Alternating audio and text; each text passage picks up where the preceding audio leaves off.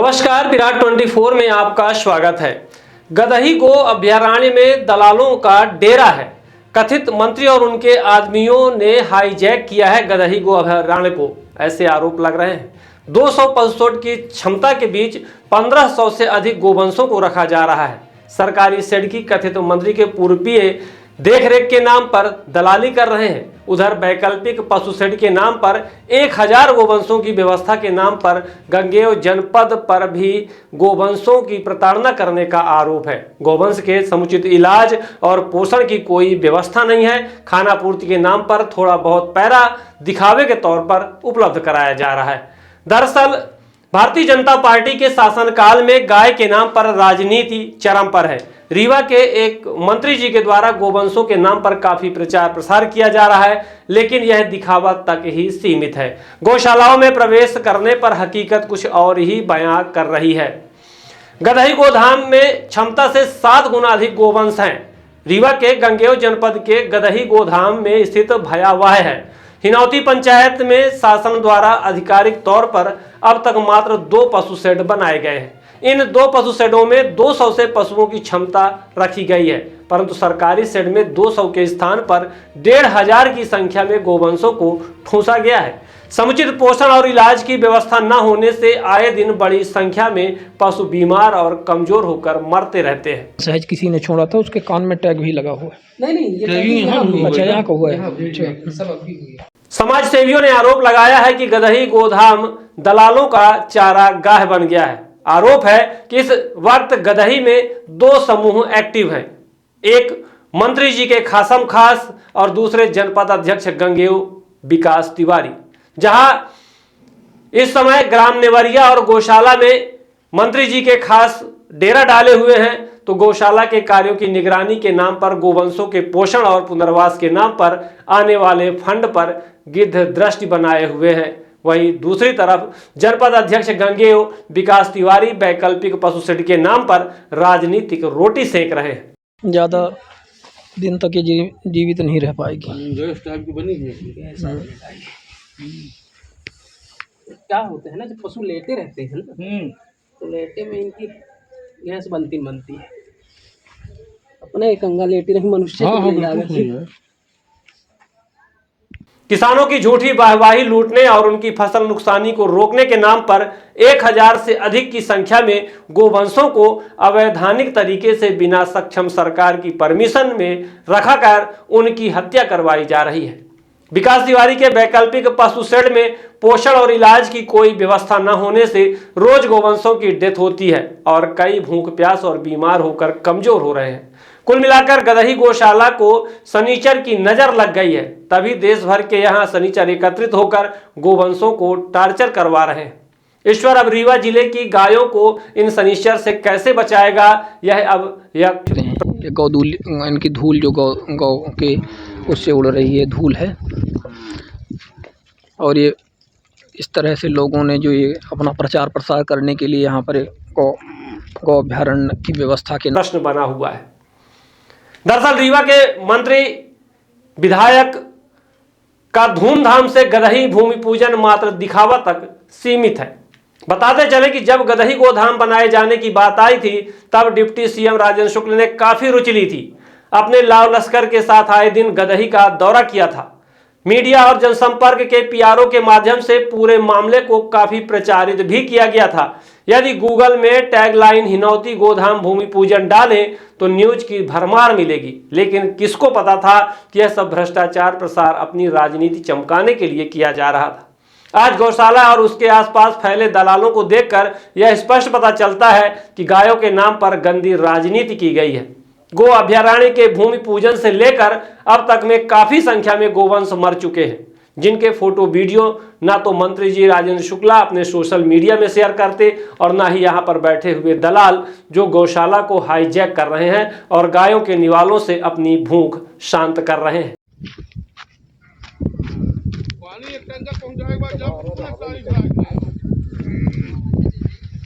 ये देखिए, इनको यहाँ से छोड़ा गया है तो ये भूखे हैं पूरी तरह से। तो जो बाहर पैरा रखा हुआ है उसमें ये टूट पड़े हैं, भूखे शेर की तरह ये पूरे पैरा में आप देख सकते हैं। ये गौधूल, इनकी धूल जो गौ के उससे उड़ रही है, धूल है। और ये इस तरह से लोगों ने जो ये अपना प्रचार प्रसार करने के लिए यहाँ पर गौ अभ्यारण्य की व्यवस्था के नाम पर ये जो बता रहे हैं, तो इनकी स्थिति आप देख लीजिए। लास्ट वीडियो मैं आपको बना रहा हूँ यहाँ से छूटते हुए। ये सब वास्तविक स्थितियाँ हैं, आपको दिखाई जा रही हैं, जो आपको कहीं और कोई नहीं दिखाएगा, क्योंकि मीडिया का एक्सेस तो यहाँ पर रहता नहीं है। और सोशल एक्टिविस्ट के तौर पर हम ही लोग यहाँ पर हैं जो इनकी हाल चाल लेने के लिए बीच में कभी कभार ऐसे आ जाते हैं। तो हालांकि हमारी इसमें हमेशा ही नज़र रही है, इनकी पीड़ाओं के प्रति रही है, इनके प्रचार प्रसार, इनके ये सब प्रोपोगंडा रचने और साथ में इसका क्रेडिट लेने वालों में से तो नहीं है ना, लेकिन इनकी व्यवस्थाएं कैसी हैं, इनकी पीड़ाएं क्या हैं, उस पर शुरू से ही हमारी निगाह रही है। और वही हम आपको दिखा रहे हैं। देख रहे हैं आप किस तरह से इतने सारे गौवंश सब यहाँ पे छूटने के बाद में कैसे यहाँ पर सिर्फ एक ही जगह पे पैरा में एकत्रित हो गए हैं। इस बात का प्रमाण है, ये बता रहा है कि ये पूरी रात जब यहाँ पे बंधे थे तो ये भूखे थे और जिसकी वजह से ये अपना पेट भरने के लिए यहाँ पर ये एकत्रित हुए। देख सकते हैं ये अभी भी यहाँ से छूट रहे हैं, ये सब आवाज़ देते हुए। ये वैकल्पिक सेट की हम बात बता रहे हैं, जो वैकल्पिक सेट यहाँ पर बनाया गया है, जो यहाँ पे कुछ कथित नेताओं के द्वारा बनाया गया है, ऐसा बताया जा रहा है। तो वैकल्पिक सेट है, हालांकि इसकी कोई वैधानिकता के बारे में एक सवाल है, बहुत बड़ा सवाल है इसकी वैधानिकता के बारे में, क्योंकि जब गौ अभ्यारण्य में यहाँ पे 2 ही सेट बने हुए हैं, तो वैकल्पिक सेट बना करके इस तरह से पशुओं को ठूसा जाना और उनकी पर्याप्त व्यवस्था किए बिना, क्योंकि भूखे हैं, हम ये नहीं कह रहे हैं, क्योंकि ये यहाँ पे खड़े हुए हैं, जो पैरा थोड़ा सा था उस पर ये लगे हुए हैं, इससे आपको ये प्रमाणित होता है कि भाई भूखे थे, इसलिए यहाँ पर ये एकत्रित होकर के ये खा रहे हैं। तो ये सारी चीज़ें हैं। तो जब ये संपूर्ण व्यवस्थाएं हमारे पास नहीं है, जब इनके लिए हमारी व्यवस्था नहीं है, तो हमें इतने बड़े जमघट को एक स्थान पर एकत्रित नहीं किया जाना था गौवंशों को। ये एक तरह से पशु क्रूरता के अंतर्गत भी आती है। तो इस बात पर भी शासन प्रशासन को ध्यान देने की आवश्यकता है। आप देख सकते हैं यहाँ पर छूटते हुए सब गौवंश।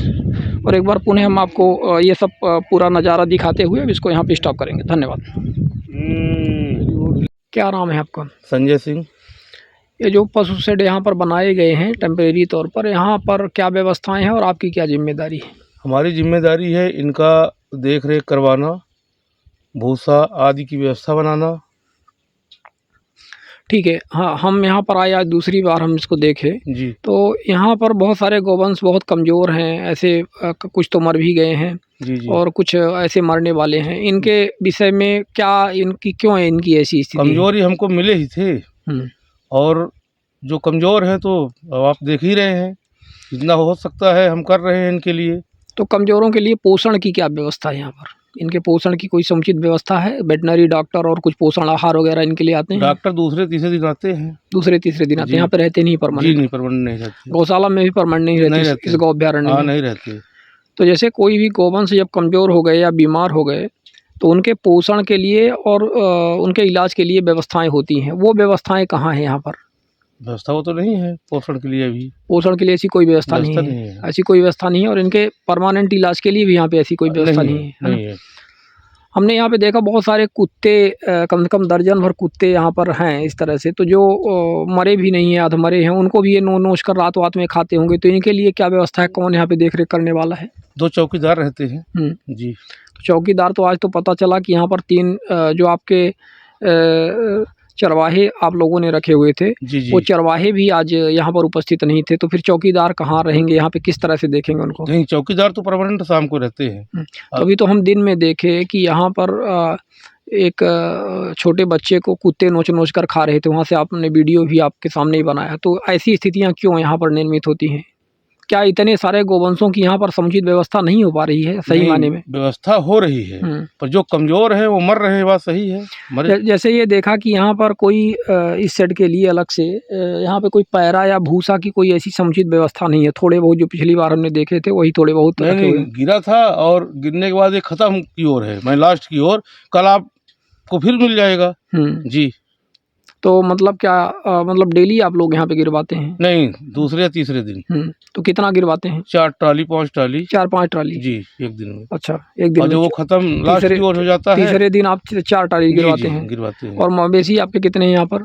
मवेशी हमारे पास लगभग 700-800 गोवंश है। 700-800 इस वाले सेट में मात्र, जी जी इस हाँ, वाले में। जी जी तो हमारे- 700-800 गोवंश के लिए आपको लगता है कि 4 दिन में 4 टाली पैरा में हो जाता होगा? नहीं नहीं, तो सुबह 9 बजे निकल जाते हैं, शाम को 5 बजे आते हैं जंगल से, हम्म। और कुछ यहाँ खा लेते हैं जिससे उनका। ये जो बहुत सारे गोवंश यहाँ पे कमजोर पड़े हुए हैं, जी। इसके लिए क्या व्यवस्था रहेगी? क्या सरकार, मतलब ये आपकी जो टीम है या जिन लोगों ने भी इसकी व्यवस्था की है, जी उसके लिए इन्होंने क्यों इतने ओवरलोड यहाँ पे क्यों ठूंसा हुआ है इतने मवेशी? नहीं, ओवरलोड तो नहीं है, कर्मचारी जरूर सही ढंग से काम नहीं कर रहे हैं। अब या तो करना नहीं चाहते। कर्मचारी कह रहे थे कि उनको पेमेंट नहीं मिला है। कितना पेमेंट आप देते हैं हर एक कर्मचारी को? 8500 का हमको बोले थे, 8500 देना है। तो जो कर्मचारी आज 3-4 नहीं आए हैं, वो बोले कि हड़ताल में हैं, तो उनका कहना है कि पेमेंट नहीं मिला। इसका क्या कारण है? इसका कारण ये है कि इनका लगभग मैंने 17-18 को इनका महीना पूछ गया, पूरा हो गया, और आज 20 तारीख है। आपको दिल से लगता है, आप बताइए, जी आप भी गोवंशों के प्रति आपकी श्रद्धा होगी, क्या जी, आपको लगता है कि 700-800 गोवंशों के लिए जिस तरह से यहाँ पे रखा गया है, उनके लिए यहाँ पर व्यवस्थाएं हैं? वैकल्पिक व्यवस्था है, पूरी व्यवस्था तो नहीं है। हाँ, तो वैकल्पिक व्यवस्था में तो यही देखिए, वैकल्पिक व्यवस्था भी होती है तो उसमें उनके पोषण, जी इलाज के लिए और उनके अच्छी तरीके से देखभाल के लिए व्यवस्थाएं होती हैं। जी, पर होना भी यहाँ, चाहिए। हाँ, पर यहाँ तो ऐसा कुछ नहीं है ना? नहीं नहीं नहीं नहीं, डॉक्टरों की ये कमी है। उनको या तो निर्देश नहीं है, निर्देश है तो लापरवाही खुद कर रहे हैं। हम तो अभी बोल के ही आए हैं 20 मिनट पहले। चलिए शुक्ला जी बैठे, मैं उनको बोला हूँ कि जब हमारे जानवर चले जाते हैं तब आप आते हो 11 बजे, जानवर हमारे जाते हैं 9 साढ़े 9 बजे। तो मतलब डॉक्टर भी यहाँ पर टाइम पर नहीं आते? नहीं आते। तीसरे चौथे विजिट करते हैं, हाँ, वो भी नहीं विजिट आते? करते हैं, विजिट वो भी नहीं आते, टाइम पर नहीं टाइम आते? पर नहीं आते। तो जब गोवंश चले जाते हैं चरने के लिए, आपका कहना है, जी, तब आते हैं तो किसका इलाज करेंगे वो? फालतू है।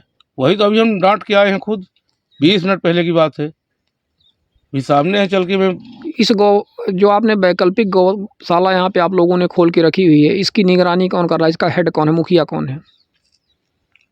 इनका हमको तो विकास तिवारी जी द्वारा, जनपद अध्यक्ष गंगेयोग के द्वारा बोला गया कि आप इसको थोड़ा दिखवाइए, चलवाइए। तो मतलब ये जो शेड वैकल्पिक बनाए गए हैं इधर, आप बता रहे हैं 700-800 गोवंशों के लिए, जनपद अध्यक्ष गंगेयोग के द्वारा ये बनाए गए हैं? हमको तो उन्हीं के द्वारा दिया गया। अच्छा। कौन बनाया? मैं नहीं था जी, बनाने में मैं नहीं था।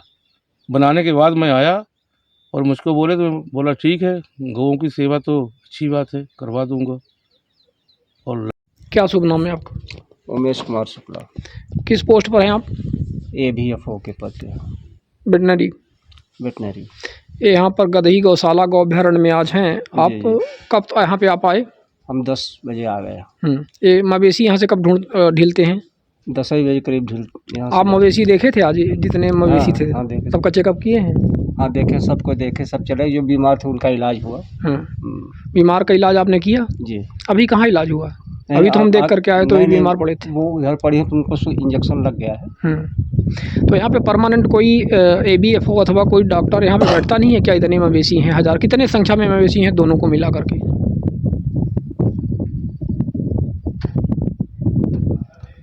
1500 से ऊपर होंगे। 1500 के आसपास। जी जी। तो 1500 के लिए इसमें क्या मतलब, कोई डॉक्टर परमानेंट नहीं रहता कि इनको कोई दिक्कत हो जाए, या मान लीजिए रात में या किस तरह से? हाँ, रात में तो व्यवस्था नहीं है, लेकिन दिन में देख रेख हो जाती है। अब कितने बजे आप यहाँ से जाएंगे और कब कब आते हैं? पर डे आते हैं। किसी दिन तबीयत गड़बड़ हो गई, उस दिन छोड़ के बाकी हमेशा आते हैं। डेली आते हैं? डेली आते यहाँ तो जानकारी मिली कि आप डेली नहीं आते, तीसरे चौथे दिन आते हैं। हैं। रजिस्टर में लिखते हैं, डेली आके वो करते हैं। हाँ, भ्रमण पंजी है ना, उसमें एंट्री होता है। अच्छा। कल हमारी तबीयत गड़बड़, कल नहीं आए तो कल एंट्री नहीं हुआ, आज आए तो आज कितने मवेशी आपने देखा जो बीमार हैं, जिनका इलाज करना है? 3 मवेशी। 3 मवेशी। 3 मवेशी, एक गाय और 2 बछिया। और हम तो उधर देखे तो बहुत सारे पड़े हुए हैं। उस वाले में नहीं, यहाँ पे उस वाले में उसको भी देखना है, जाएंगे देखेंगे। इसमें 3 मवेशी बीमार हाँ, हैं? इसमें 3 मवेशी। अच्छा। और उसमें जो है लगभग आधे दर्जन से अधिक मवेशी उसमें बीमार पड़े हैं, हाँ, मरने वाले हैं लगभग। उसका भी इलाज होगा, उसका भी इलाज करेंगे, इलाज होगा उसका। देखिए, रीवा जिले के गंगेऊ जनपद अंतर्गत हिनौती ग्राम पंचायत है। यहाँ पर एक गदही गौशाला पहले बनी हुई थी, उसको एक्सटेंड करके गौ अभ्यारण्य के रूप में डेवलप किए जाने का ये प्रस्ताव हमारे सब यहाँ पे जो लोग हैं आसपास के, इनके माध्यम से भेजा गया था और शासन ने इसको माना। और जा करके ये गौ अभयारण्य बनाए जाने का प्रस्ताव स्वीकार हुआ, ये चल रहा है। तो अभी वो प्रक्रिया में है, कार्य चल रहा है। इस बीच जो 2 गौशाला, जो 2 पशु शेड बने हुए हैं, उन 2 पशु शेड में 100-100 की संख्या है, तो 200 गोवंश होने चाहिए। तो उसमें से 600-700 गोवंश रखे गए हैं।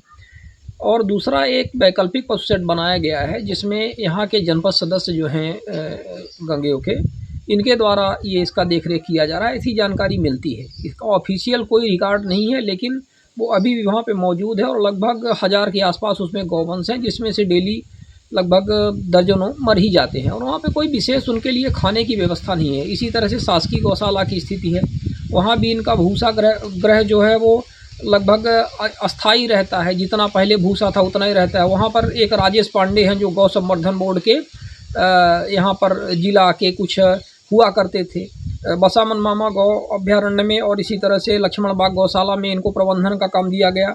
वहाँ पे गदर मची बुरी तरह से, गौवंशों की मृत्यु हुई, वहाँ पर पूरी तरह से फंडिंग का तितर बितर इधर उधर हुआ, बंदरबाट हुआ। अब आकर के यहाँ पर ये देख रहे हैं, ऐसा बताया जा रहा है। यहाँ पे हमेशा बने रहते हैं और इस तरह से जानकारी लोगों के द्वारा मिलती है जो वहाँ पे काम करने वाले लोग हैं। तो सवाल ये है कि इतने गौवंश जब मर रहे हैं तो इनकी रखवाली कौन करेगा, और इसके लिए फंडिंग जो आती है उसका समुचित उपयोग क्यों नहीं हो रहा है। ये वीडियो आप यहाँ पे देख सकते हैं, वहाँ पे जाकर के देखा गया, लोगों से संपर्क किया गया, बहुत बुरी स्थिति है। वहाँ तो खुले में मतलब जो कुत्ते हैं, दर्जनों कुत्ते यहाँ घुसे रहते हैं। नई जो नवजात बच्चे होते हैं उनको जीवित ही खा लेते हैं। कई सारे जो ऐसे घायल पशु रहते हैं उनको नोच करके खा जाते हैं। मृतकों की तो बात ही मत करिए। तो इसकी कोई व्यवस्था नहीं है। तो ये बहुत ही चिंतनीय है और सिर्फ राजनीतिक रसूख अपना और राजनीति चमकाने के लिए जो स्थानीय जो नेता, ये कथित मंत्री वगैरह ये सब इसमें कर रहे हैं गायों के साथ। ये जो एक तरह से राजनीति चल रही है लोगों के तुष्टीकरण के लिए कि किसानों को हम अच्छी व्यवस्था दे रहे हैं और उनके फसल की नुकसानी को बचा रहे हैं। तो भाई आप फसल की नुकसानी को बचा रहे हो तो क्या उनकी हत्या करके बचाओगे? जिस तरह से उनके साथ ये चल रहा है पूरा का पूरा, और उनको कैद करके कोई समुचित व्यवस्था नहीं है खाने पीने की, और इस तरह से वो मर रहे हैं, बहुत ही चिंतनीय है। और इसमें शासन प्रशासन को एक्शन लेना चाहिए। और ऐसे यदि वैकल्पिक व्यवस्था की समुचित व्यवस्था ना हो जो उनके लिए होनी चाहिए, पोषण, पुनर्वास, डॉक्टरी, वेटनरी सारी चीज़ें, तो उसको तत्काल बंद किया जाना चाहिए। और जो दूसरी जगह है जो सरकारी गौशाला में जो दलालों का एक डेरा हुआ है, तो इन दलालों को चिन्हित करके वहाँ से हटाया जाना चाहिए। और इसकी व्यवस्था जो सक्षम जो अधिकारी हैं जो उस टीम में रखे गए हैं उनको डेली इसकी निगरानी करनी चाहिए, बहुत आवश्यक है। स्मार्ट बनो, सोलर स्मार्ट चुनो। प्रधानमंत्री सूर्य घर योजना 78,000 की सब्सिडी के साथ राजकिरण इंटरप्राइजेस से सोलर अपनाओ, बिजली के बिल की परेशानी से निजात पाओ। राजकिरण इंटरप्राइजेस, हमारा पता है जॉन टॉवर, कॉलेज चौराहा, रीवा। हमसे संपर्क करें 62 60 23 65 07 88 39 74 77 11 88 27 57 71 00।